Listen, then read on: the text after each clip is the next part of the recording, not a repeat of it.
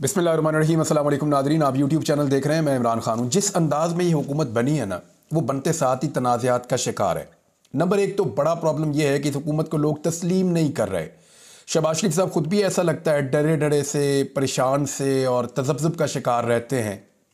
वफाकी वज़रा की कारकर्दगी भी बहुत अजीब सी है और हुकूमत के अंदर एक अजीब किस्म की बेचैनी नज़र आती है, क्योंकि एक के बाद एक मसला इनके सामने आकर खड़ा हो जाता है। एक बहुत बड़ा मसला जो आकर खड़ा हो गया वो अदलिया की जानिब से है। अब उससे निपटने के लिए उन्होंने एक कदम उठाया है।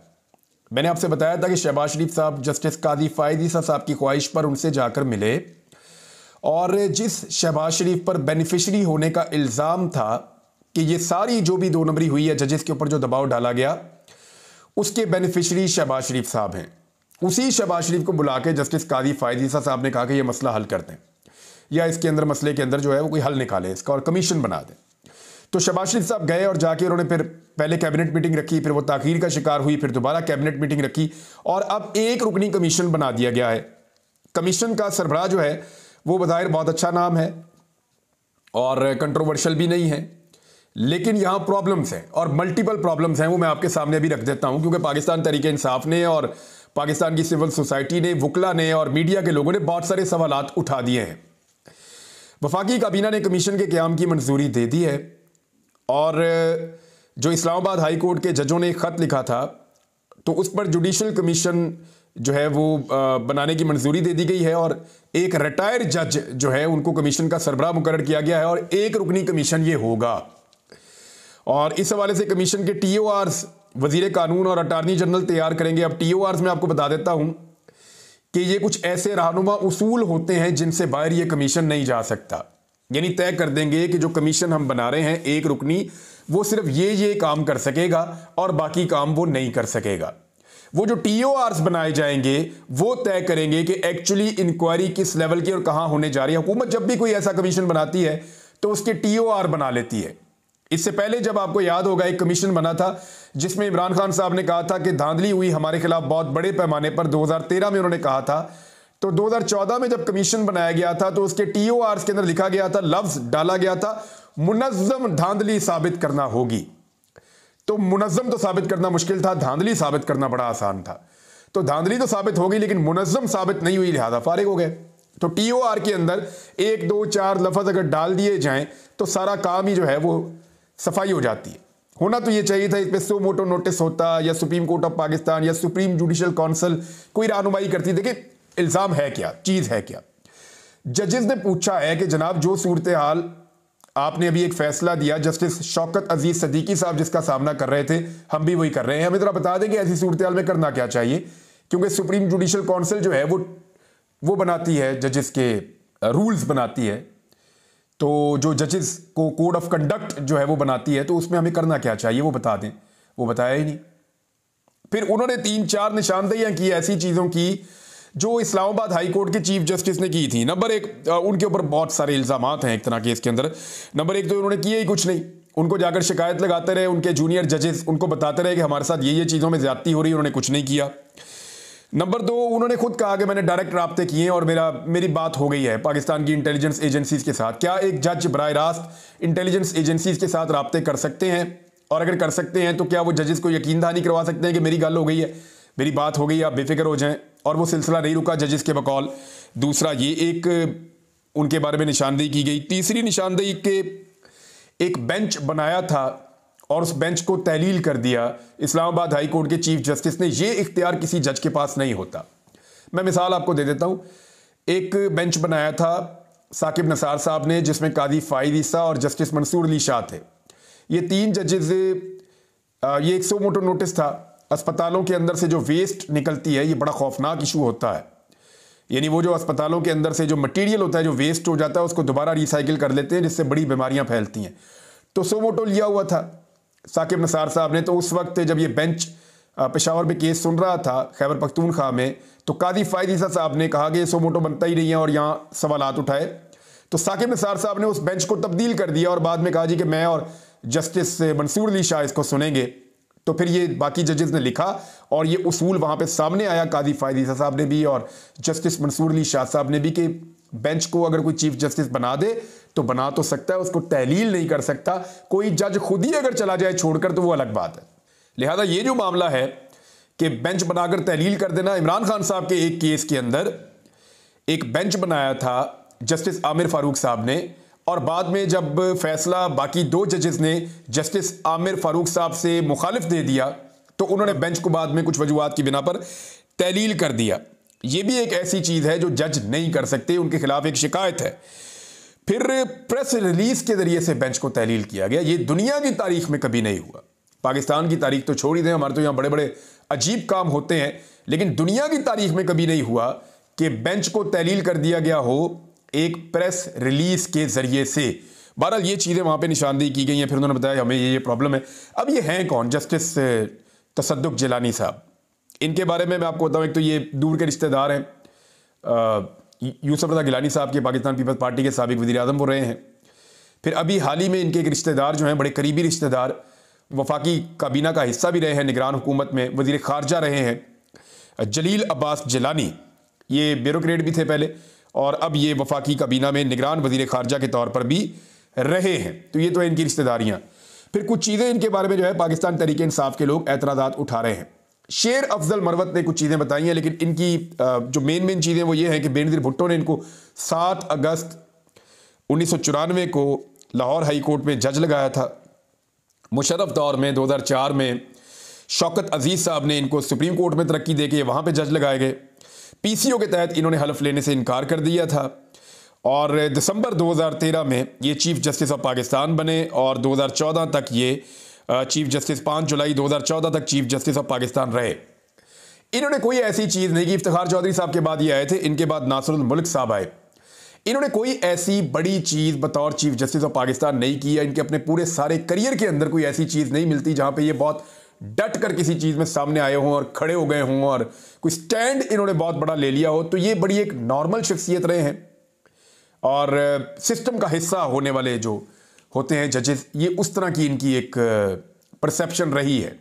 यानी जब आए तो फिर इन्होंने उस तरह से सो मोटो नहीं लिए, इन्होंने एग्रेसिवली चीज़ों को नहीं किया, ये कोई तब्दीली लाना नहीं चाह रहे थे। यानी बिल्कुल सिस्टम का हिस्सा, गो विद द फ्लो वाले लोग जो होते हैं कि ना किसी से पंगा लो ना किसी को लेने दो। तो इस तरह की इनकी एक हमेशा से रवायत रही है। तो यानी ये नहीं कहा जा सकता कि बड़े स्टैंड लेने वाले बड़ी मजबूत शख्सियत के, वो नहीं कहा जा सकता। हाँ, ये कहा जाता है कि ईमानदार थे, कानून के ऊपर भरोसा करते थे, कानून के मुताबिक चलते थे, एक ईमानदार जज थे। इसीलिए पाकिस्तान तहरीक इंसाफ ने 2018 में जब नाम दिए प्राइम मिनिस्टर ऑफ पाकिस्तान के लिए कि निगरान वज़ीर आज़म किसको बनाया जाए, तो पाकिस्तान तहरीक इंसाफ ने जो नाम दिए उनमें एक नाम तसद्दुक जिलानी साहब का भी दिया। इन्हीं शख्सियत का एक नाम दिया। वो इसलिए दिया कि पाकिस्तान तहरीक इंसाफ ये समझती है कि बेज़रर आदमी है, ये किसी के कहने के ऊपर कोई कार्रवाई नहीं करेंगे, ये किसी के कहने के ऊपर किसी किस्म की ज्यादती नहीं करेंगे, वो चीज़ें ये नहीं करेंगे। लेकिन ये स्टैंड ले पाएंगे, चीज़ों को सख्ती के साथ कर पाएंगे, प्रेशर को बर्दाश्त कर पाएंगे, ये अलग सवालात हैं। देखिए, मिसाल के तौर पे निगरान वज़ीर ख़ारजा जलील अब्बास जिलानी, उनके ये चचा हैं। और इसके अलावा जो शेर अफजल मरवत ने एक नुक्ता उठाया, वो ये उठाया कि कानूनी हलकों में जस्टिस जिलानी को जेंटलमैन जज का लक़ब हासिल है। और इनका सबसे मुतनाज़ अमल वो है कि जब जरदारी के खिलाफ स्विस बैंक अकाउंट की समाअत करने वाले सुप्रीम कोर्ट का बेंच काम कर रहा था तो ये उसको छोड़ गए थे, जिसके नतीजे में बेंच टूट गया था। और उस वक्त फ़ायदा आसिफ अली जरदारी साहब को हुआ था। उस वक्त उन्होंने बीमारी का एक बहाना बनाया था, लेकिन उसी शाम जो है वो एक काफ़ी के ऊपर देखा गया उनको, एक जगह के ऊपर एक रेस्टोरेंट में वो बैठे कॉफ़ी शॉफ़ी पी रहे थे और उनकी तबीयत बिल्कुल ठीक थी, लेकिन बीमारी का बहाना बनाकर वो बेंच से अपने आप को अलग कर गए थे। तो वो आप समझ लें कि ऐसे केसेस जहाँ पे कन्फ्रंट्रेशन हो, जहाँ पे सख्ती हो, जहाँ पे मामला जो है वहाँ स्टैंड लेना पड़े, वहाँ पे जिलानी साहब जेंटलमैन जज के तौर पे मशहूर हैं और वो स्टैंड वगैरह नहीं लेते। एतदाल पसंद और यकीनी तौर पर 6 जजों के खत की तहकीकात का काम अंजाम देने वाला सबसे मिसफिट शख्स जो है वो यही है। पीटीआई ये कह रही है बंदा तो बहुत शरीफ है, पीटीआई ये कह रही है कि बंदा ठीक भी है, लेकिन पीटीआई का ये कहना है प्रेशर नहीं ले सकता। देखें, ये वो केस है जिसके अंदर एक मुअज़्ज़िज़ जज ये कह रहे हैं हाई कोर्ट के कि उनको अस्पताल जाना पड़ गया, इतना उनका ब्लड प्रेशर शूट हो गया। एक और जज जो है वो ये कह रहे हैं कि इतना दबाव डाला गया कि काम नहीं करने दे रहे थे, मुख्तलिफ चीज़ें उन्होंने बताई हैं। अब जहाँ पे जजेस जो हाजिर सर्विस जजेस हैं उनके ऊपर इतना दबाव है, वहाँ पे ये 75 साल की उम्र के रिटायर्ड जज ये कितना दबाव ले पाएंगे, ये एक बहुत बड़ा क्वेश्चन है। और 75 साल उम्र के वो वाले रिटायर्ड जज जो अपनी ज़िंदगी में पहले भी दबाव नहीं ले पाए, और जब दबाव वाला एक बहुत बड़ा केस था तो वो बीमारी का बहाना बनाकर अपने आप को उस केस से अलग कर गए, बकौल शेर अफजल मरवत के। फिर इनके बच्चों के बारे में कहा जा रहा है कि उनकी जो अटैचमेंट है बच्चों की वो PMLN के साथ है और इमरान खान के खिलाफ हैं। इसमें इंतज़ार हुसैन पंजूथा साहब ने एक ट्वीट किया, उन्होंने कहा ये इंक्वायरी कमीशन के सरबराह तसद्दुक जलानी के साहबजादे हैं जिनकी शहबाज शरीफ और मुस्लिम लीग नून से अजली और ख़ानदानी मोहब्बत का अंदाज़ा आप उनके ट्वीट पढ़कर लगा लें। फिर ये कह रहे हैं कि फ़र्जी किस्म का एक कमीशन अगर आप बना के कार्रवाई करेंगे और धोखा देंगे तो जवाब सुन लें, बिल्कुल नहीं, हम इसको तस्लीम नहीं करेंगे। अच्छा, इनके बेटे ने कहा क्या था? एक तो ये उन्होंने कहा था कि opposition leader Mian Shahbaz Sharif should smoothly become the prime minister tomorrow. ये उन्होंने ट्वीट किया था 10 अप्रैल 2022 को कि बड़े स्मूथली, बड़े आराम से शहबाज शरीफ साहब जो अपोजिशन लीडर हैं उनको वजीर आजम बन जाना चाहिए कल। But there will be many battles ahead for which the political parties need to prepare themselves now. तो उन्होंने कहा था लेकिन बहुत सारी लड़ाइयाँ हैं जो आइंदा लड़नी पड़ेंगी और सियासी जमातों को अपने आप को उसके लिए तैयार करना चाहिए। ये बात बता रही है कि शहबाज शरीफ साहब के लिए कितनी हमायत और हमदर्दी इनके दिल में मौजूद है। साकिब जलानी साहब मजीद फरमाते हैं, remember general Bajwa was allegedly the one who spearheaded the 2018 project Imran Khan. Imran Khan को एक प्रोजेक्ट के नाम पे ये बुला रहे हैं। इस तरह बहुत सारे, आपको याद होगा, इमरान खान के मुखालिफ सहाफ़ी या बहुत सारे मुखालिफ सियासतदान वो प्रोजेक्ट इमरान खान का एक वर्ड यूज़ किया करते थे। साकिब जलानी साहब इमरान खान से इतनी नफरत करते हैं कि वो भी उसी लफ्ज़ को इस्तेमाल कर रहे हैं। फिर वो कहते हैं जनरल बाजवा को एक्सटेंशन नहीं मिलनी चाहिए, तो बड़ी अच्छी बात है, ये तो मैं भी कहता था और नहीं मिली। और फिर उसके बाद उन्होंने कहा कि नई गवर्नमेंट को क्या क्या करना चाहिए, वो सारी चीज़ें ये बता रहे हैं, और क्रिमिनल और डेफेमेशन के और कॉलोनियल एराज और जो मीडिया के ऊपर, सोसाइटी के ऊपर जिस किस्म का प्रेशर है वो ख़त्म किया जाए। तो उसके बाद हमने देखा कि जिस तरह का प्रेशर मीडिया पे और सोसाइटी पे डाला गया उसकी तो कोई और मिसाल मिलती नहीं। 12 एक मिसफिट शख्सियत है जिनको लाकर यहाँ लगाया गया है। मकसद क्या है? मकसद ये है कि ये साबित किया जाए कि जी हम तो बड़ा शरीफ आदमी लेकर आए, PTI मानी नहीं रही, PTI किसी बात पर आती नहीं है। तो भाई बात यह है कि जो प्रेशर हाजिर ड्यूटी जजेस नहीं ले पाए वो प्रेशर एक 75 साल का रिटायर्ड जज कैसे ले पाएगा? नंबर एक। नंबर दो, सवाल जो उठाया जा रहा है पाकिस्तान तहरीक इंसाफ की जानिब से और मुख्तलिफ हलकों की जानिब से, वो ये उठाया जा रहा है कि जो शख्स खुद हाजिर ड्यूटी होता था तब वो कोई फर्क नहीं डाल सका, जेंटलमैन मशहूर था, वो आज रिटायर होने के बाद कैसे इतने बड़े मामले को सुन सकता है? ऐसा मामला तो ये हाजिर ड्यूटी होते हुए नहीं सुन सकते थे, तो अब ये कैसे सुन सकते हैं? ये एक बहुत बड़ा सवाल है। नाज़रीन, अभी इस पर बड़ा रोला पड़ेगा और आने वाले दिनों में चीज़ें सामने आएंगी। कुछ हमारे जो दोस्त हैं और दानिश्वर हैं वो बार बार ये साबित करना चाह रहे हैं कि पाकिस्तान की इकॉनमी बहुत बेहतर हो गई है और पाकिस्तान की इकॉनमी पता नहीं कहाँ हवाओं में जा रही है। तो देखें, मैं आपके सामने आदादोशुमार छोटे से रख देता हूँ। पेट्रोल 145 रुपये लीटर था, इमरान खान छोड़कर गया था। अभी जो खबर आई है लेटेस्ट वो ये बता रही है कि पेट्रोलियम मसनूआत की कीमतों में 10 रुपये से ज़ायद के इजाफे का इम्कान है एक मरतबा फिर। अब आप यहां से अंदाजा कर लें कि 350 रुपए का पेट्रोल और डीजल इस वक्त पहुंचा हुआ है या इससे ज्यादा है शायद, और अभी 10 रुपए का इजाफा मजीद करने जा रहे हैं। इमरान खान साहब के दौरे हुकूमत से डबल कीमत इस वक्त है, 10 रुपए मजीद बढ़ाने जा रहे हैं। तो कौन से आदाद-ओ-शुमार है जो बेहतर हो रहे हैं? एक और खबर आ रही है कि बिजली का यूनिट जो है वो इमरान खान के दौरे हुकूमत से अब तकरीबन 3 से 4 गुना बढ़ चुका है। मुख्तलिफ इस्तेमाल करने वाले जो लोग हैं उनके हिसाब से अगर आप देखें, इंडस्ट्री का अलग है, ताजरों का अलग है, कमर्शियल अलग है, डोमेस्टिक अलग है, कम इस्तेमाल करने वालों का अलग है, लेकिन सबकी बिजली महंगी हुई है। डबल कीमत से लेके 4 गुना तक कीमत हो गई है बिजली की। और फिर ये कह रहे हैं माशी आदादोशुमार अच्छे जा रहे हैं। महंगाई 30% के आसपास फिर रही है। इमरान खान साहब के दौरे हुकूमत में 11% थी, 12-13 तक मैक्सिमम गई थी, फिर 11 पे थी जब उनकी हुकूमत खत्म की गई। तो अब जो है वो 30% के आसपास फिर रही है। मामला यह है कि ये कौन से माशी आदादोशुमार हैं जिनका असर गरीब आदमी पे, आम आदमी पे नहीं पड़ रहा। यानी जब भी कभी IMF आपको पैसा देता है ना, तो वो किसी ना किसी तरीके से कोई ना कोई बहाना, कोई ना कोई चीज वो ऐसी करता है कि आपको मजबूर करता है कि अपने लोगों के ऊपर और दबाव डालें, अपने लोगों के ऊपर महंगाई का और बोझ डालें, और फिर छोटी मोटी रिपोर्टें आपको देता रहता है दिल बहलाने के लिए, लॉलीपॉप्स। और उन रिपोर्टों के ऊपर जो है वो सबने तकिया किया हुआ है। आम आदमी को रिलीफ का एक कतरा नहीं मिल रहा। यानी ऐसी मनहूसत फैलाई इस हुकूमत ने। अगर आप ये देखें कि इमरान खान साहब की हुकूमत जब गिराई जा रही थी तो इन्होंने सुनहरी ख्वाब दिखाए थे। शहबाज शरीफ साहब ने कहा था 70 रुपए का पेट्रोल बेचूंगा मैं। 55 रुपए किलो आटा जो था वो ये क्लेम कर रहे थे कि हम 30 रुपए किलो बेचेंगे। 150 रुपए किलो तक ये आटा लेकर चले गए। अभी भी 130 रुपए किलो या 135 रुपए किलो आटा मिलता है। अब किसी को महंगा नहीं लगता, शायद इससे महंगा है, मुझे भी इस वक्त आइडिया नहीं है। चीनी की कीमत बढ़ गई, मुर्गी की कीमत बढ़ गई, सब्जियों की कीमत बढ़ गई, दालों की कीमत बढ़ गई, चावल की कीमत बढ़ गई, घी की कीमत बढ़ गई, हर चीज की कीमत दुगनी से ज्यादा हो गई है। तो ये कौन सा रिलीफ दिया है? ये दावा करके आए थे कि हम डॉलर की कीमत को 100 रुपए पे ले जाएंगे और पेट्रोल की कीमत को 70 रुपए पे ले जाएंगे।